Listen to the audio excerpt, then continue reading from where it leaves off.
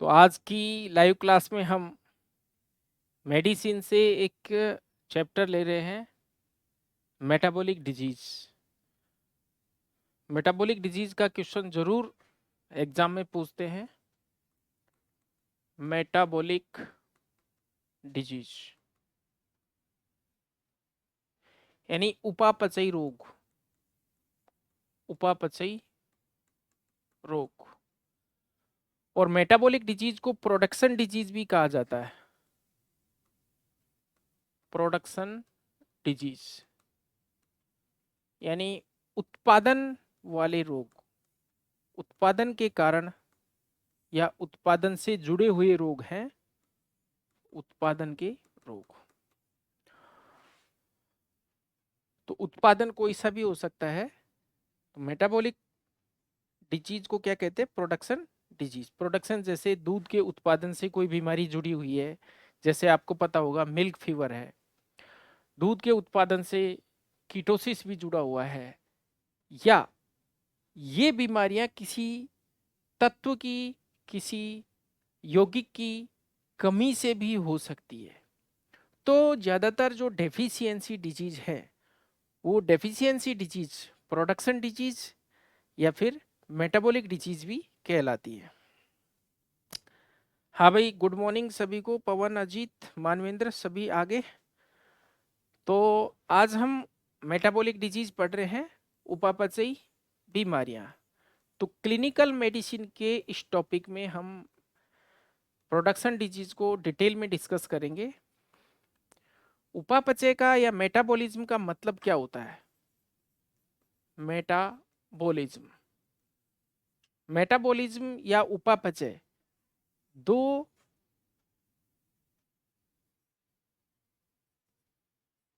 घटनाओं से या परिघटनाओं से मिलकर बना है, उपचय और अपचय। उपचय और अपचय को मिलाकर के हम उपापचय कहते हैं। उपचय का मतलब होता है एनाबोलिज्म और अपचय का मतलब होता है कैटाबोलिज्म। यानी जब शरीर में छोटे अणु मिलकर के बड़े अणु का निर्माण करते हैं, छोटे अणु से बड़े अणु बनते हैं, तो उसको कहते हैं एनाबोलिज्म। यानी ये सिंथेटिक रिएक्शंस होती है, ये संश्लेषी क्रियाएं होती है। तो बॉडी में कुछ भी चीज का संश्लेषण हो रहा हो तो उसको हम उपचय या एनाबोलिज्म कहते हैं। जैसे मान लीजिए पेड़ पौधों में ग्लूकोज बनती है कार्बन डाइऑक्साइड और जल से। हरी पत्तियों में ग्लूकोज का निर्माण होता है C6H12O6। ये तो एक तरह से वो फोटोसिंथेसिस वाली रिएक्शन से आप समझ सकते हो। जो फोटोसिंथेसिस वाली जो रिएक्शन होती है वो कैसी होती है? संश्लेषी यानी उपचयी क्रिया है या एनाबोलिज्म का एक उदाहरण है। अपचयी क्रिया या कैटाबोलिज्म का मतलब होता है कोई बड़ा अणु छोटे अणुओं में टूटे। तो कोई भी बड़ा अणु जब छोटे अणुओं में टूटता है तो कुछ बाई प्रोडक्ट के रूप में निकलता है, एनर्जी के रूप में। जैसे ग्लूकोज को हमने श्वसन के रूप में काम में लिया, वो श्वसन की क्रिया में कोशिकीय स्तर पर या सेल्यूलर लेवल पर ग्लूकोज का ऑक्सीडेशन होता है या वो टूटती है। ऑक्सीडेशन का मतलब ऑक्सीजन इसमें जुड़ती है तो ये टूटती है। किसमें? कार्बन डाइऑक्साइड और वाटर में।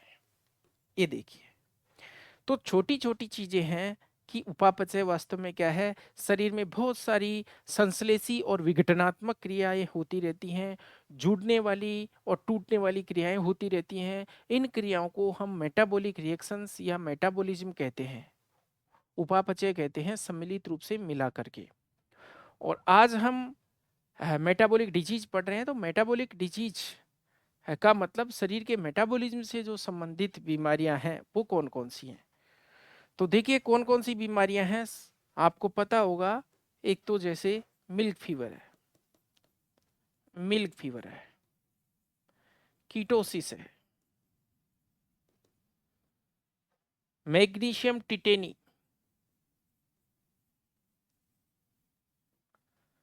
हाइपोफास्फोटीमिया जो इसको बोलते हैं haemoglobin urea, PPH, post parturient haemoglobin urea, जो कि फास्फोरस की कमी से होता है, पीपीएच। अब इस तरह की जो बीमारियां हैं मेटाबॉलिक बीमारियां हैं। अब यहीं से एक क्वेश्चन बनता है आपके लिए बहुत ही अच्छा। तो क्वेश्चन आ गया, निम्न में से उत्पादन बीमारी या प्रोडक्शन डिजीज या मेटाबॉलिक डिजीज नहीं है। मेटाबॉलिक डिजीज नहीं है। क्वेश्चन देख लिया आपने, ऑप्शन में आपको दे दिया, क्या क्या ऑप्शन दिया। A option milk fever, B option ketosis, C option fatty liver, और डी ऑप्शन नन, या कोई नहीं। आंसर दें। Which of the following is not metabolic disease, कौन सी इनमें से उपापचय वाली बीमारी नहीं है।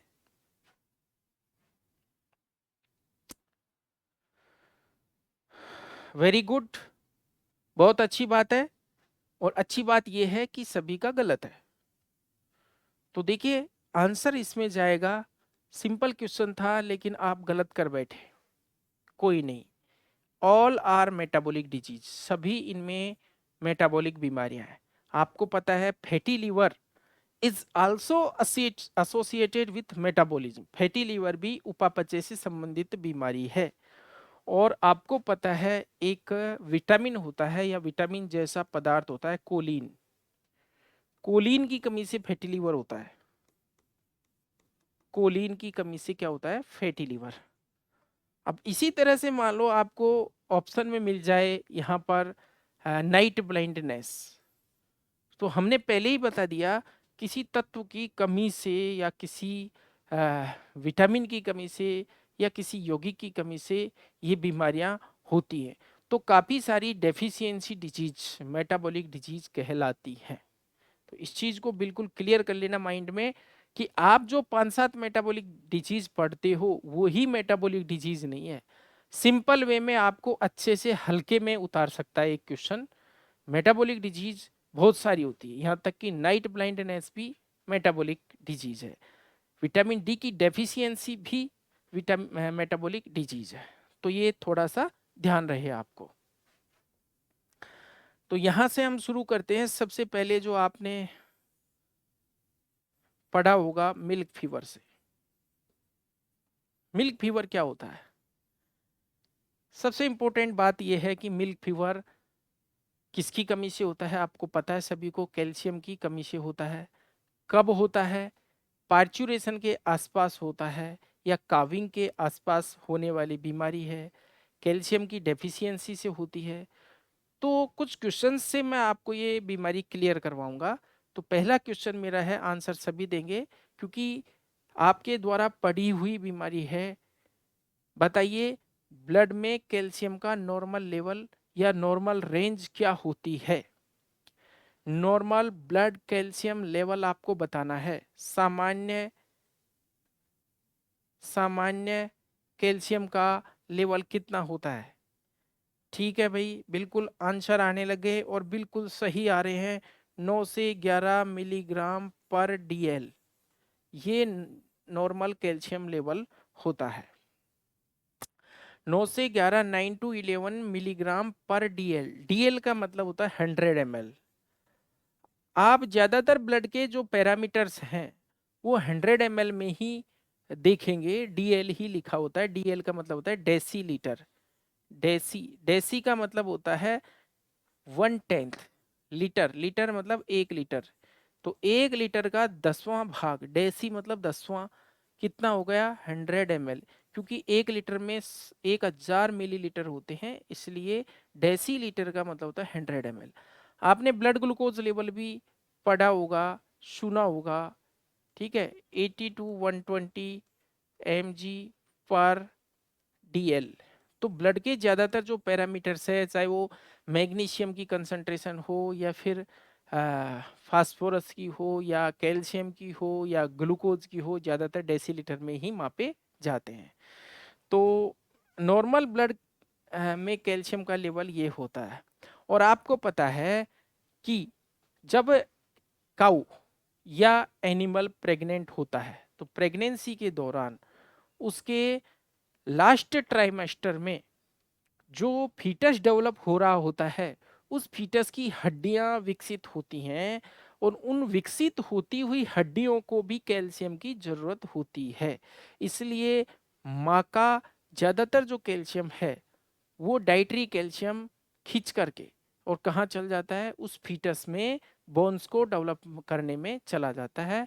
उस विकसित हो रहे बच्चे की हड्डियों के निर्माण में ज़्यादातर कैल्शियम चला जाता है जब जानवर लेट गेस्टेशन की अवस्था में या थर्ड ट्राइमेस्टर में होता है। चूंकि आपको पता है तीसरे ट्राइमेस्टर में फीटस की ग्रोथ सबसे ज़्यादा होती है और हड्डियों की ग्रोथ भी सबसे ज़्यादा होती है, तो वो कैल्शियम वहाँ चला जाता है। इसलिए मदर को एक्स्ट्रा कैल्शियम रिक्वायर होता है। जनरली एक गाय को 30 से लेकर के 50 ग्राम कैल्शियम प्रतिदिन आवश्यक होता है, 30 to 50 gram calcium per day. लेकिन ज़्यादा दुधारू जो गाय होती है, हाई इल्डर्स होती हैं, हाई इल्डर काउज में ये 60 ग्राम तक पहुंच जाता है रिक्वायरमेंट। जब हम इनपुट कम देते हैं कैल्शियम का, किसी भी रूप में इनपुट कम हो जाता है जानवर के लिए कैल्शियम का, तो डिमांड तो आपको पता है ही है। चूंकि जब पार्चुरेशन होएगा प्रसव के जैसे ही जस्ट प्रसव हुआ उसके बाद कोलोस्ट्रम के अंदर बहुत ज़्यादा कैल्शियम निकलता है। तो कैल्शियम की अचानक से कमी आने पर ये मिल्क फीवर डेवलप हो जाता है। ये एक तरह की डेफिशिएंसी डिजीज हो गई, मेटाबॉलिक डिजीज है लेकिन डेफिशिएंसी डिजीज हो गई। कैल्शियम की कमी से मिल्क फीवर होता है। अब इस मिल्क फीवर में कोई फीवर नहीं होता है, नाम में फीवर है लेकिन उल्टा इसमें काऊ का टेम्परेचर डाउन होता है या फिर उस प्रभावित मादा पशु का तापमान कम होता है। और देखिए जैसे ही कोलोस्ट्रम में बहुत ज़्यादा कैल्शियम निकलता है तो 70% जो मिल्क फीवर है वो 48 घंटे के अंदर हो जाता है। यानी पार्चुरेशन के प्रसव के 48 आवर्स के अंदर ये मिल्क फीवर डेवलप हो जाता है। पार्चुरेशन के बाद में जैसे कई बार तीसरे लैक्टेशन में भी हो जाता है लेकिन उसके चांसेस 25% ही है।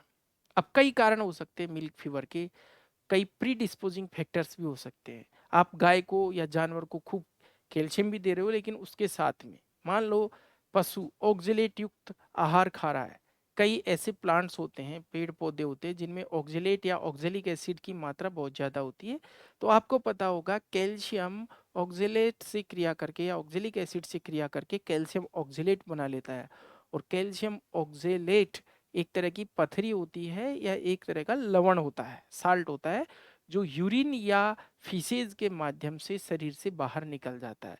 यानी ऑक्जेलेट युक्त पादप शरीर में कैल्शियम की कमी करते हैं। इसके अलावा जैसे ठंडा वातावरण है उसमें भी कैल्शियम की कमी हो जाती है कई कारणों से। ज़्यादातर जो मिल्क फीवर डेवलप होता है गायों में, जर्सी गाय में होता है और भैंसों में, जाफराबादी भैंस में होता है। ये आपको पता होगा मिल्क फीवर की जनरल बातें। अब हमारा प्रश्न आपसे ये है कि पार्चुरेंट पेरेसिस इसको क्यों कहा? पार्चुरेंट पेरेसिस इसको इसलिए कहा कि प्रसव के बाद में पेरेसिस जैसी स्थिति हो रही है। आपने दो शब्द सुने होंगे, एक तो पैरालाइसिस और पेरेसिस। पैरालाइसिस का मतलब होता है लकवा, लकवा मतलब पूर्ण लकवा, किसी भी अंग का पूर्ण तरह से लटक जाना या तंत्रिका का कार्य नहीं करना, नरों का काम नहीं करना, वो कहलाता है पैरालाइसिस। जैसे किसी हाथ में पैरालाइसिस हुआ, जानवर के किसी क्षेत्र में पैरालाइसिस देखा होगा, पूर्ण पैरालाइसिस में आप इसमें पिन चुभोगे तो ये ऐसे काम नहीं करेगा। पैरेसिस का मतलब होता है लकवे जैसी स्थिति, यानी पूरा लकवा नहीं, लकवा लेकिन मसल्स काम नहीं कर रही, इसलिए इसको हम पार्चुरेंट पेरेसिस भी कहते हैं, इसको हाइपोकैल्सीमिया भी कहते हैं, क्योंकि ये जो कैल्शियम का लेवल हमने बताया 9 से 11 मिलीग्राम पर डेसीलीटर, जब ये 7 मिलीग्राम पर डेसीलीटर हो जाता है तो मिल्क फीवर के लक्षण दिखाई देना शुरू हो जाता है। यदि ये घटता घटता 5.5 मिलीग्राम 5.5 मिलीग्राम पर डेसीलीटर पर हो गया तो मिल्क फीवर के लक्षण पूरी तरह से अच्छी तरह से दिखाई देने लगते हैं, या फिर कंप्लीट मिल्क फीवर दिखाई देने लग जाता है, पूर्ण मिल्क फीवर दिखाई देने लग जाता है। आपको पता होगा मिल्क फीवर 3 स्टेज में होता है, स्टेज फर्स्ट, स्टेज सेकंड और स्टेज थर्ड। अभी हम थोड़ा सा इंट्रोडक्शन बता देते हैं आपको। स्टेज फर्स्ट में क्या होता है, पशु एक्साइटमेंट में आता है, बहुत ज़्यादा उत्तेजित हो जाता है कैल्शियम की कमी के कारण और इधर उधर मारने लगता है, वो होती है मिल्क फीवर की फर्स्ट स्टेज। सेकेंड स्टेज में जानवर क्रीपर अवस्था में आ जाता है, यानी जो स्टर्नम है वो जमीन से सट जाता है, इसको एक्सटर्नल रिकम्बेंसी बोलते हैं, यानी उससे खड़ा नहीं हुआ जाता। और तीसरी जो स्टेज होती है उसमें पशु एक साइड गिर जाता है, पूरी तरह से लेटरल रिकम्बेंसी आ जाती है। और आपको पता है ज्यादातर जो पशु लेटता है तो रूमन लेफ्ट साइड में होता है, तो लेफ्ट जो हिस्सा होता है वो ऊपर रखता है। चूंकि मिल्क फीवर में मसल्स में संकुचन कम होता है या नहीं हो पाता, एक तरह से फ्लेसिडिटी आ जाती है। कारण क्या है, calcium is essential for contraction of muscles, यानी कैल्शियम पेशियों के संकुचन के लिए आवश्यक होता है। अब जब पेशियां कैल्शियम की कमी से पूरी तरह से मसल्स कॉन्ट्रैक्शन नहीं कर पाएंगी, संकुचन नहीं कर पाएंगी, तो देखिए जो वॉल्यूंट्री मसल्स हैं, रेखित पेशियां हैं, चलो ठीक है उनका तो हमने मान लिया कि कोई बात नहीं, जानवर पड़ा है जानवर, कोई प्रॉब्लम नहीं है। लेकिन आहार नाल में आपको पता है लगातार क्रमांकुंचनी गति होती रहती है, पेरिस्टालसिस मूवमेंट होती रहती है, और उस पेरिस्टालसिस मूवमेंट के द्वारा वो जो खाना है वो आगे खिसकता रहता है, आहार आगे खिसकता रहता है। इस वजह से पेरिस्टालसिस मूवमेंट, रूमन की भी जो मूवमेंट्स होती है रूमन की वो भी कम हो जाती है, जिससे रूमिनल एटोनी हो जाती है। तो जो गैसें हैं वो बाहर नहीं निकल पाती, खाना आगे खिसक नहीं पाता, चारा खाना जो भी है वो नहीं खिसकने के कारण आफरा आ जाता है जानवर में, टिम्पेनी जैसी या ब्लोट जैसी कंडीशन भी आ जाती है। काफी सारे अंगों में जो मसल्स हैं वो वीकनेस दर्शाती है, कमजोरी सी दर्शाती हैं, और उनमें प्रॉपर रूप से संकुचन नहीं हो पाता। ठीक है, ये भी मान लिया कि वो भी ठीक है, लेकिन आपको पता है हर्ट की मसल्स को तो कैल्शियम जरूरी ही है, क्योंकि मसल तो वो भी है। बॉडी में आपको पता है 3 तरह की मसल्स होती हैं। एक तो जो हाथ पैरों में जो हमारी इच्छा शक्ति में होती है उनको हम ऐच्छिक पेशियां कहते हैं या स्ट्रेटेड मसल्स कहते हैं। ये स्ट्रेटेड मसल्स ज्यादातर हमारी इच्छा शक्ति या सीएनएस के कंट्रोल में होती है। जैसे जानवर ने पूंछ हिलाई तो ये उसकी इच्छा शक्ति में, चला बैठा उठा ये उसकी इच्छा शक्ति में। तो ये ऐच्छिक पेशियां या रेखित पेशियां होती है। दूसरी पेशियां आपको पता है आंतरिक अंगों में या विसरल ऑर्गन्स में होती है, जैसे यूट्रस हुआ, यूरिनरी ब्लैडर हुआ, या फिर पूरी जीआईटी ट्रैक्ट हुई अंदर तक, उसमें पूरी में कौन सी है, अरेखित पेशियां है। और तीसरे प्रकार की पेशियां हृदय पेशियां, हार्ट मसल्स होती है, जिनको कार्डियक मसल्स बोलते हैं। तो कार्डियक मसल्स अगर रुक गई तो आपको पता है हार्ट काम करना बंद कर देगा तो डेथ हो जाएगी। और कैल्शियम की आपूर्ति हार्ट को कम होने के कारण हार्ट भी जो है प्रॉपर फंक्शनिंग हार्ट की भी नहीं हो पाती, इसीलिए जानवर की क्या हो जाती है, मौत हो जाती है, जानवर इसमें मर जाता है। लेकिन आप देखिए ये एक ऐसी बीमारी है जिसमें उपचार भी बहुत ही शानदार तरीके से होता है, बहुत ही अच्छा होता है। जैसे ही मिल्क फीवर आपको दिखा, ऐसे सिम्टम दिखाई दिए, तो आपके को पता होगा कैल्शियम की पूर्ति के लिए कैल्शियम बोरोग्लूकोनेट की एक सीबीजी की बोतल आती है, एम्बर कलर की कांच में, कांच की बोतल के अंदर सीबीजी होता है। उसको जैसे ही पशु चिकित्सक या पशु चिकित्सा कर्मी जानवर को बॉडी के टेम्परेचर पर आईवी उसको स्लो रूप में चढ़ाता है, वैसे ही जानवर के शरीर में कैल्शियम गया और जानवर थोड़ी देर में वो तुरंत खड़ा हो जाता है। तो इसका एक्शन भी बड़ा फास्ट होता है। तो वेटनरी की प्रैक्टिस को ग्रामीण क्षेत्रों में, अनपढ़ क्षेत्रों में एक तरह से सेट करने के लिए मिल्क फीवर सबसे बेस्ट बीमारी होती है। मिल्क फीवर जब हुआ तो तुरंत जानवर ठीक होता है, तो उसका श्रेय उस पशु चिकित्सक या पशु चिकित्सा कर्मी को दिया जाता है। तो ये बातों ही बातों में हमने इसका ट्रीटमेंट भी हमने इसका पढ़ लिया कि भाई ट्रीटमेंट कैसे होता है। तो कैल्शियम की पूर्ति कर देते हैं तो इसका उपचार हो जाता है। जो लेग्यूम पौधे होते हैं, लेग्यूमिनस पौधे, उनमें कैल्शियम प्रचुर होता है। तो कैल्शियम की पूर्ति के लिए हमें ऐसे समय पर, जैसे पशु प्रेगनेंसी की अवस्था में है, तो बचाव के लिए जानवरों को पहले से ही कैल्शियम देना शुरू कर देना चाहिए। और जब वो हाई इल्डिंग स्टेज में आ जाता है, प्रसव के बाद में जैसे ही दूध उत्पादन करने लगता है, तो उसकी कैल्शियम की डिमांड ज़्यादा हो जाती है। अब देखिए, कुछ हार्मोनल रीजन्स भी होते हैं। किसी जानवर में एक हार्मोन है कैल्शिटोनिन। कैल्शिटोनिन की अधिकता हो गई तो कैल्शिटोनिन की अधिकता से भी मिल्क फीवर हो जाता है। क्योंकि आपको पता है कैल्शिटोनिन हार्मोन क्या करता है, कैल्शियम को ब्लड में से ले जा करके और हड्डियों में जमा करता है, यानी हाइपोकैल्सीमिया की स्टेज पैदा करता है कैल्शिटोनिन हार्मोन। तो कैल्शिटोनिन जैसे ही बढ़ा वैसे ही मिल्क फीवर जैसे लक्षण हो गए। एक पैराथार्मोन होता है, वो कैल्शिटोनिन का उल्टा काम करता है। पैराथार्मोन का काम होता है ब्लड के कैल्शियम को बढ़ाना, यानी हाइपर कैल्सीमिया करना, कैल्शियम लेवल को बढ़ाने का।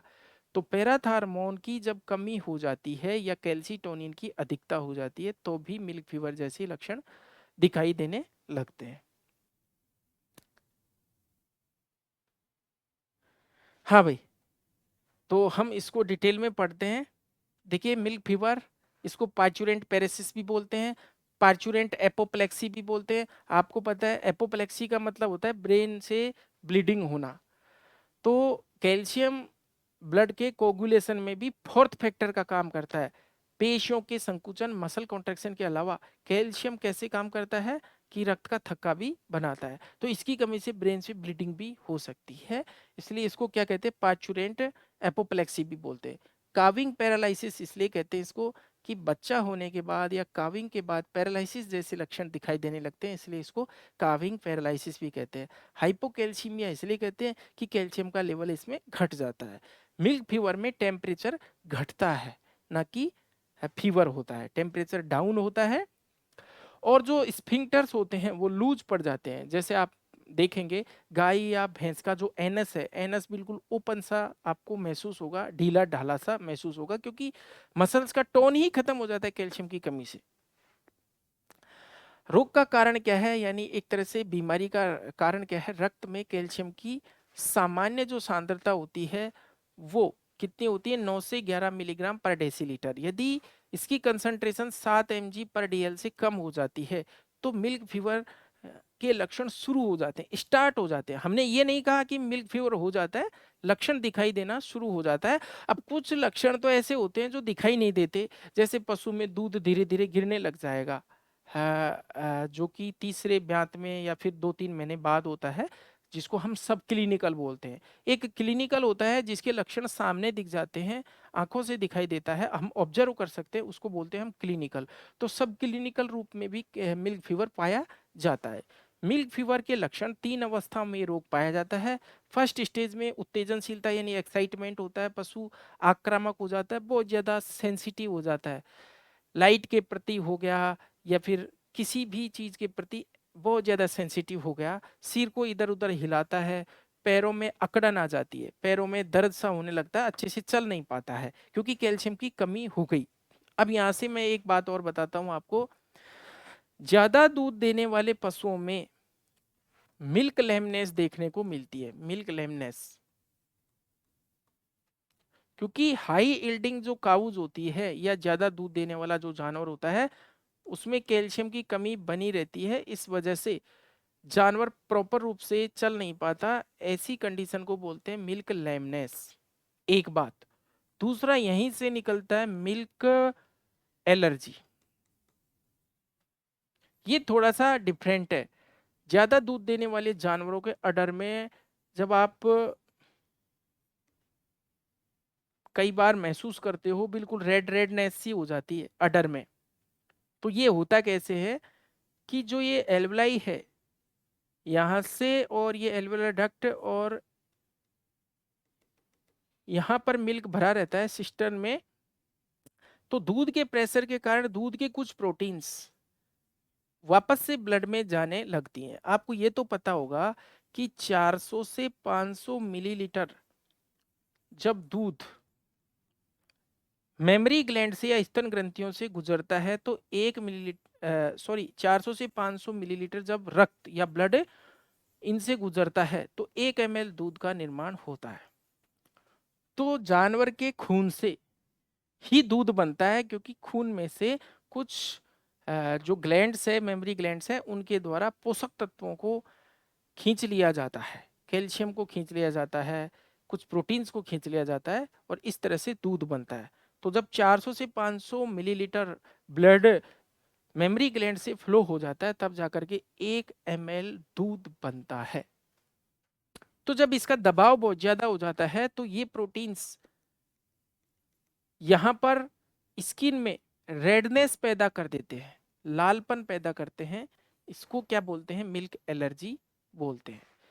इसके अलावा जैसे मिल्क स्टोन है, वो क्या होती है, कभी कभी दूध के जमा होने से, चाहे वो बर्तनों में हो चाहे इस टीट कैनाल के अंदर हो, ऐसे स्टोन सी बन जाती है जिसको मिल्क स्टोन या उसको लैक्टोलिथ भी बोलते हैं, लैक्टोलिथ।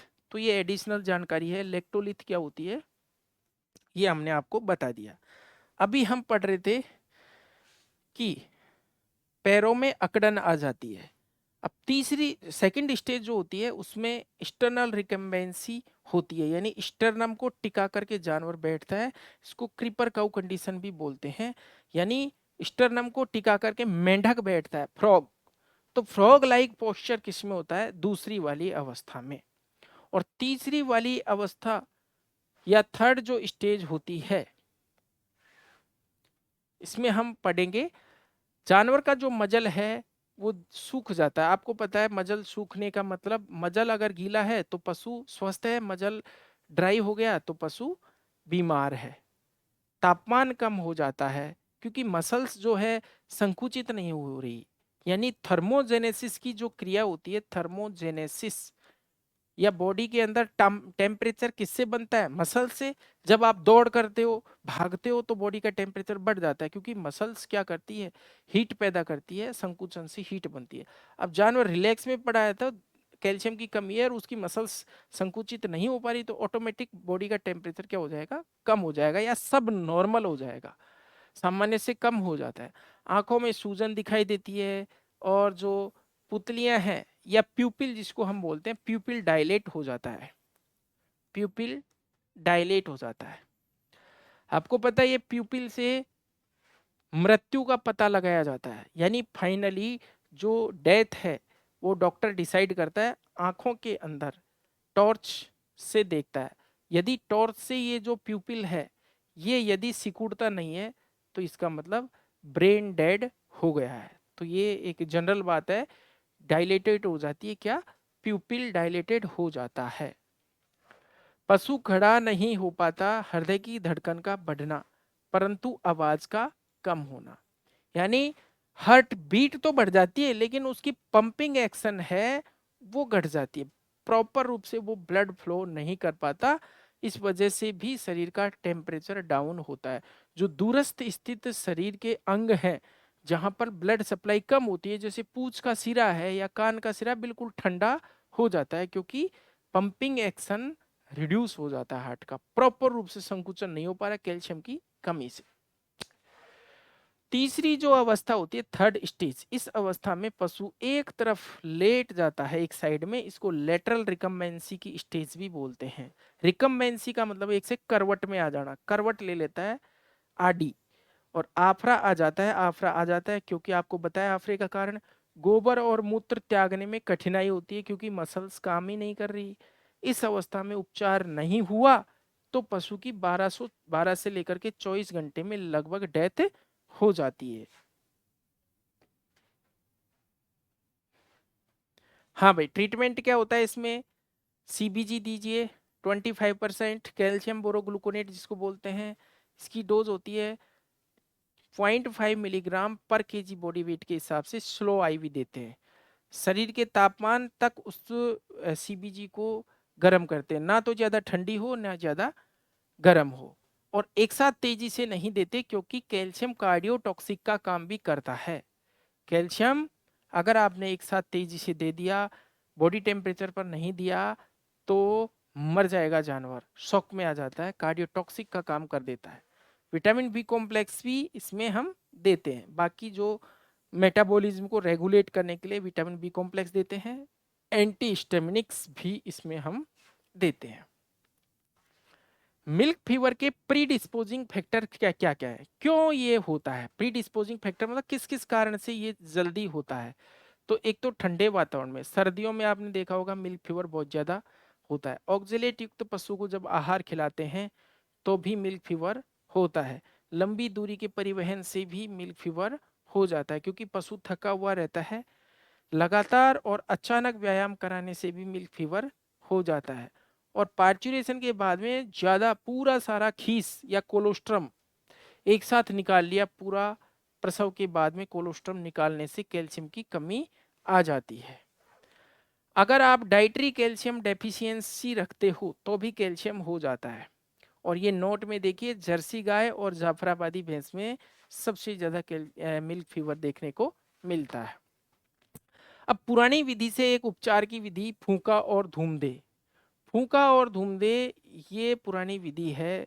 इसमें क्या है, टेम्परेरी मिल्क फीवर को ठीक करने के लिए स्तन ग्रंथियों में हवा भर दी जाती थी। हवा भरने से वो कैल्शियम कुछ समय के लिए ऊपर जा कर के एब्जॉर्ब होता था और थोड़ा बहुत कैल्शियम बॉडी के अंदर आने से जब दूध ऊपर जाएगा तो उसका कैल्शियम ब्लड में एब्जॉर्ब होएगा तो कुछ समय के लिए राहत मिलती थी। इसको फूंका या दूमदे कहते हैं। और एनिमल क्रुएल्टी एक्ट 1960 के तहत ये भी प्रतिबंधित है, इस पर भी रोक है क्योंकि ये प्रॉपर रूप से ट्रीटमेंट का तरीका नहीं है। इसके बाद हम बात करते हैं मिल्क फीवर से रिलेटेड जो क्वेश्चन है उनकी। तो आप लोग आंसर देंगे, क्वेश्चन हमारे, आंसर आपके। पहला क्वेश्चन है, निम्न में से कार्डियोटॉक्सिक है, निम्न में से कार्डियोटॉक्सिक है। अब मेडिसिन और फार्मा को मिला करके हम ये क्वेश्चन बना देते हैं। बुफोटॉक्सिन, बुफोटॉक्सिन। बी ऑप्शन में हमने दे दिया डिजीटॉक्सिन।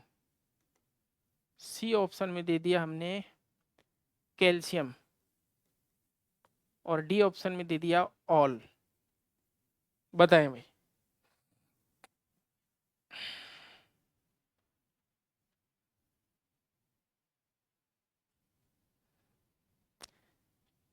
पिचहत्तर 57 सी आंसर दिया है, गलत है बेटा।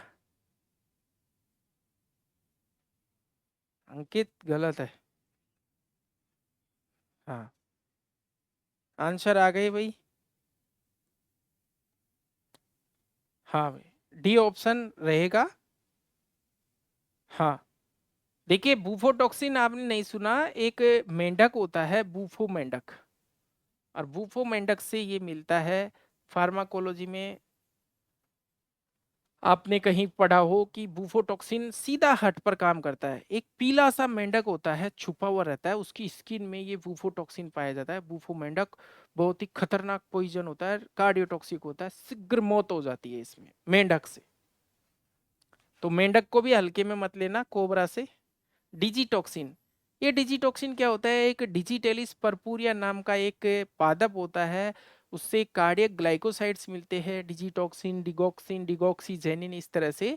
तो ये फार्माकोग्नोसी का एक टॉपिक है। प्लांट्स और drugs act on cardiovascular system. तो उसमें ये डिजिटलस परपूरिया नाम का एक पौधा होता है। इस पौधे से कार्डियोटोनिक्स प्राप्त होती हैं, कार्डियोटोनिक्स बनाई जाती हैं। तो ये भी कम मात्रा में तो ये दवाई का काम करता है, लेकिन ज्यादा मात्रा में ये भी कार्डियोटॉक्सिक होता है। तीसरा कैल्शियम हमने अभी आपको बताया ही है, तो ऑल हो जाएगा इसका आंसर। अगला क्वेश्चन आपके सामने है, मिल्क फीवर का कारण है। ए ऑप्शन में ऑक्जेलेट युक्त आहार, बी ऑप्शन कोलोस्ट्रम प्रसव के बाद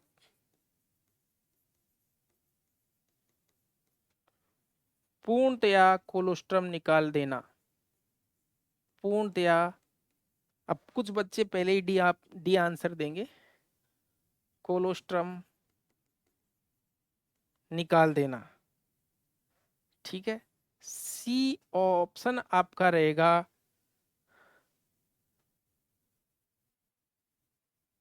अभी नहीं दिया, सी ऑप्शन आपका रहेगा ठंडा वातावरण, और डी ऑप्शन है ऑल। ठीक है भाई, ऑल। सुरेश साहू, बहुत अच्छी बात है, ऑल। मानवेंद्र, मोनू, अभिषेक, सही है बिल्कुल, ऑल। अगला क्वेश्चन है हमारा,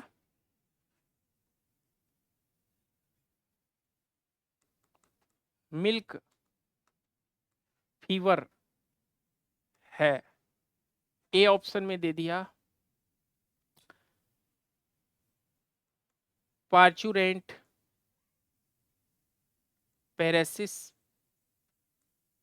बी ऑप्शन में दे दिया हाइपोकैल्सीमिया, सी ऑप्शन में दे दिया पार्चुरेंट एपोप्लेक्सी, डी ऑप्शन में दे दिया ऑल। बताएं भाई।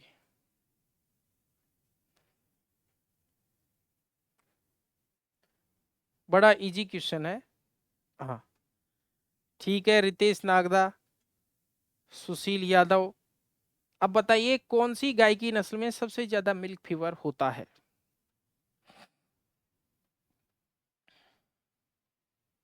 गाय की कौन सी नस्ल में सबसे ज्यादा मिल्क फीवर होता है। बिल्कुल, मोनू गुजर का आ गया, जर्सी जर्सी जर्सी, सभी का सही है। और भैंस की कौन सी नस्ल में सबसे ज्यादा मिल्क फीवर होता है।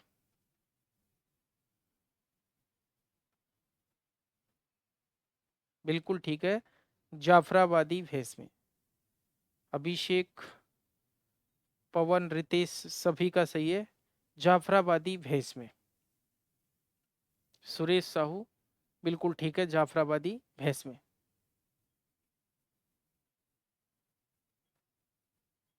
नेक्स्ट क्वेश्चन है हमारा आपसे, कैल्शियम रक्त स्कंदन का कौन सा कारक हमने बताया था। ब्लड क्लोटिंग का कौन सा कारक होता है कैल्शियम। फैक्टर आपने ब्लड क्लॉटिंग के फैक्टर इस तरह से रोमन संख्या में इस तरह से लिखे जाते हैं, फोर्थ, फिफ्थ, सिक्स्थ, ऐसे। ठीक है भाई, शुभम पाटीदार, मोनू, बिल्कुल ठीक है, फोर्थ फैक्टर है। मनीषा लोवंसी, पैराथार्मोन के बारे में आप क्या बता रहे हैं। हाँ भाई, फोर्थ फैक्टर है। अगला क्वेश्चन आपसे रहेगा, बताइए कौन सा हार्मोन रक्त में कैल्शियम को कम करता है। रक्त में कैल्शियम को कम करता है, और दोनों ऑप्शन आपके पास है, एक तो पैराथार्मोन और एक कैल्सीटोनिन। ये भूल मत जाना, इसलिए ये क्वेश्चन पूछा है आपसे कि भाई कैल्शियम को कौन सा कम करता है दोनों में से। सुरेश साहू गलत बता रहे हैं, बहुत नहीं है भाई। ब्लड कैल्शियम को कौन कम करता है? कैल्सीटोनिन कम करता है भाई। देखिए मैंने बताया कैल्सीटोनिन कम करता है, पीटीएस तो बढ़ाता है। इसको ऐसे याद रखना, पीटीएच का मत याद रखो, पैराथार्मोन क्या करता है, कैल्सीटोनिन का याद रख लो आप तो, कि हड्डियों में कैल्शियम होता है, और टोन, टोन मतलब मजबूती, आप कहते हो ना कि टोन में आए, टोन का मतलब पावर। तो हड्डियों की पावर को बढ़ाने वाला कौन है? कैल्सीटोनिन। तो कैल्सीटोनिन कैसे बढ़ाएगा हड्डियों की पावर? उस कैल्शियम को सब जगह से खींच खांच के और हड्डियों में डालेगा, तभी तो हड्डियां मजबूत होंगी। तो कैल्सीटोनिन ने टोन कैसे प्राप्त की? कैल्शियम को खींच करके, और कैल्शियम को खींचा, ब्लड में से खींच लिया तो ब्लड में कमी होएगी। तो ब्लड में हाइपोकैल्सीमिया करने वाला कौन सा होता है? कैल्सीटोनिन। और बढ़ाने वाला कौन सा होता है? पैराथार्मोन। तो इस तरह से आप याद रख सकते हो। अगला क्वेश्चन, मिल्क फीवर में एस जैसी अवस्था कौन सी स्टेज में आती है? First, second, third, none. जानवर अपने मुंह को मोड़ करके फ्लैंक पे रख लेता है, तो उसको ऐसे दिखाई देता है जैसे ये एस शेप में पड़ा हुआ है, एस। बताइए कौन सी स्टेज में?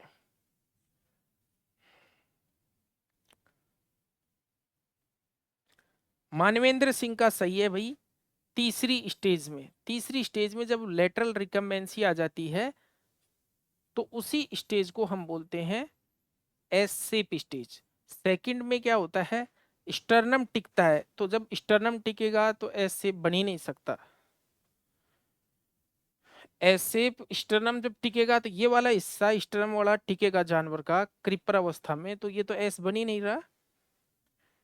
तो जो लेटरल रिकम्बेंसी होती है उस स्टेज में एस शेप अवस्था बनती है। अगला प्रश्न, मिल्क फीवर की कौन सी स्टेज में जानवर टक्कर मारता है, गुस्से में आता है, चिड़चिड़ा हो जाता है, उत्तेजनशीलता दर्शाता है? बताइए। ये वाली बात तो सभी की सही आई है कि भाई फर्स्ट स्टेज में ये सब कुछ होता है। बहुत बढ़िया। अगला क्वेश्चन है हमारा आपसे कि बताइए क्रीपर अवस्था किस स्टेज को कहते हैं? क्रीपर काऊ अवस्था, क्रीपर काऊ अवस्था किसको कहते हैं? मानवेंद्र, पवन, बिल्कुल ठीक है। रितेश नागदा, सभी का सही है। सेकंड स्टेज को क्रीपर काऊ स्टेज बोलते हैं। अगला क्वेश्चन बताइए, कुतिया में या बिच में मिल्क फीवर को क्या कहते हैं? बिच में मिल्क फीवर को क्या कहते हैं? बिच में मिल्क फीवर को क्या कहते हैं?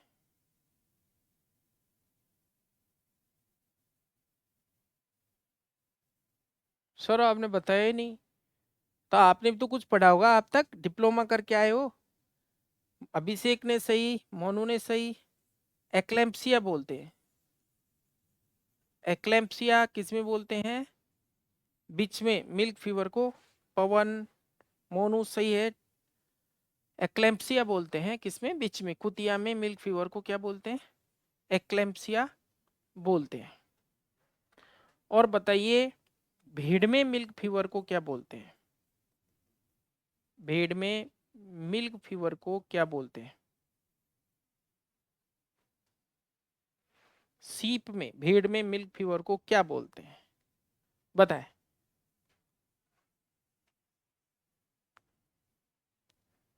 नहीं बता पा रहे? अच्छा नहीं आ रहा, डॉट लगा दिया पवन ने।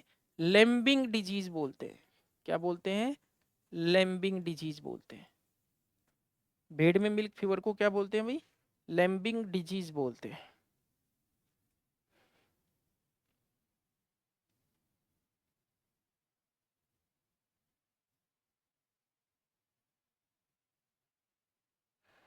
हाँ भाई। और अगला क्वेश्चन मेरा ये रहेगा, आपने सुना होगा घोड़ी में लैक्टेशन टिटेनी, घोड़ी में लैक्टेशन टिटेनी किस तत्व की कमी से होती है?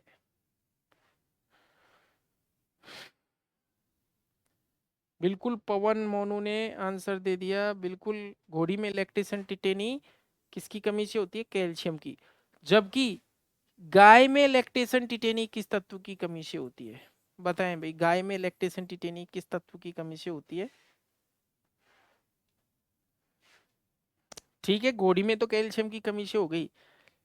बिल्कुल सही है, वेरी गुड वेरी गुड, सभी का सही है। गाय में लैक्टेशन टिटेनी मैग्नीशियम की कमी से होती है। गाय में लैक्टेशन टिटेनी किसकी कमी से होती है? तो देखिए, प्रारंभिक अवस्था में हमको मिल्क फीवर के लक्षण दिखाई देते हैं, जैसे पशु को गोबर करने में कठिनाई होने लग जाती है, कैल्शियम की कमी से पेशियां और आंखें, आंखों की जो पलक है वो भी दिखाई देने लगती है, जो थर्ड आईलिड है। तो कुछ ऐसी बीमारियां हैं जैसे टिटेनस है या फिर रेबीज है, उनमें भी एक्साइटमेंट के कारण थर्ड आईलिड का प्रोलैप्स दिखाई देने लगता है। तो आज की क्लास में हमने मेटाबॉलिक डिजीज का डिस्कशन किया। उसके बाद इन मेटाबॉलिक डिजीज को प्रोडक्शन डिजीज भी कहते हैं। उसके बाद में हमने मिल्क फीवर को पढ़ा। अगली क्लास में हम कीटोसिस, पीपीएच और ग्रास्टिटेनी, तीनों बीमारियां हम कर लेंगे, यहां तक कि इस मेटाबॉलिक डिजीज वाले चैप्टर को फिनिश कर लेंगे। ठीक है भाई, तो इस तरह से आप रेगुलर, किसी का कोई क्वेश्चन हो?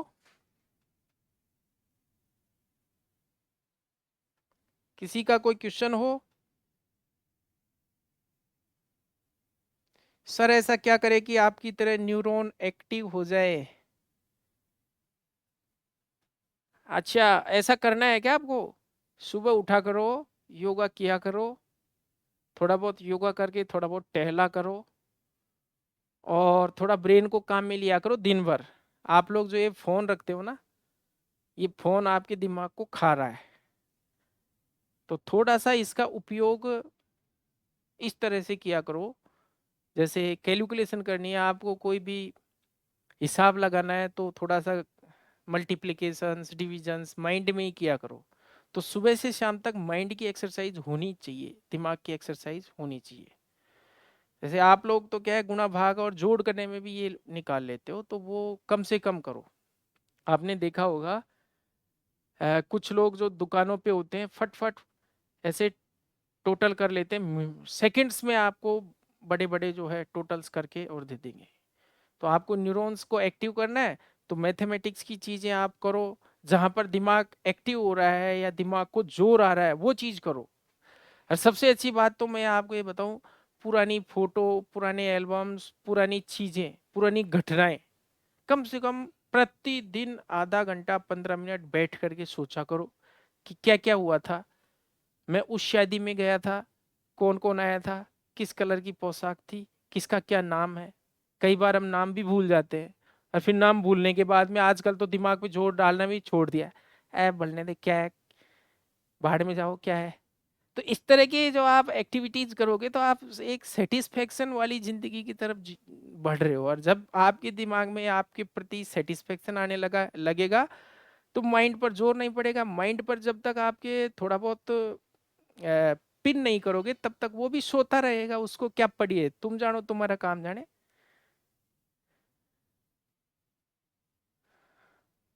हाँ, तो मोनू आप कहाँ के हो भैया, राजस्थान के हो क्या? अगर राजस्थान के हो तो मैं ये गारंटी दे रहा हूँ, आपका 100% जो राजस्थान की भर्ती होती है लाइव स्टॉक असिस्टेंट, उसमें आपको कोई नहीं रोक सकता, अच्छी नॉलेज है आपको। हाँ भाई, सीजी के बच्चे पढ़ते हैं भैया, हमारा तो प्लेटफॉर्म ही यही है। एमपी हो, सीजी हो, राजस्थान हो, डीएसएस भी हो, सभी बच्चे पढ़ते ही है, पढ़ने के लिए ही हम। अच्छी बात है भाई, मोनू ग्वालियर के हो इसलिए आपको थोड़ी सी समस्या है, इसीलिए आप एवीएफओ में स्ट्रगल कर रहे हो। लेकिन ये है कि हो जाएगा, बी पॉजिटिव। जैसे मैंने बताया ना आपको, थोड़ा थोड़ा दिमाग को एक्टिव करने की कोशिश करो, आपको सब कुछ आएगा। क्योंकि कोई भी ना तो ज्यादा दिमाग वाला होता है इस दुनिया में और ना कम दिमाग वाला होता। बस आपको यूज करने की बात है, आप उसका कितना परसेंट इस जो है यूज लेते हो। ज्यादातर व्यक्ति अपने जीवन में मात्र 2% के साथ ही मर जाते हैं। 98%, 98% दिमाग का यूज नहीं कर पाते। ये किसी ने 3% भी कर लिया तो वो बहुत आगे बढ़ जाता है। हाँ, आल सिलेबस ही करवाते हैं, हमारा तो यही काम है। यहाँ आ जाते हैं रोज, आप 10 बजे देखा करो। ठीक है भाई। और कोई समस्या हो तो नंबर है हमारे 9414474647।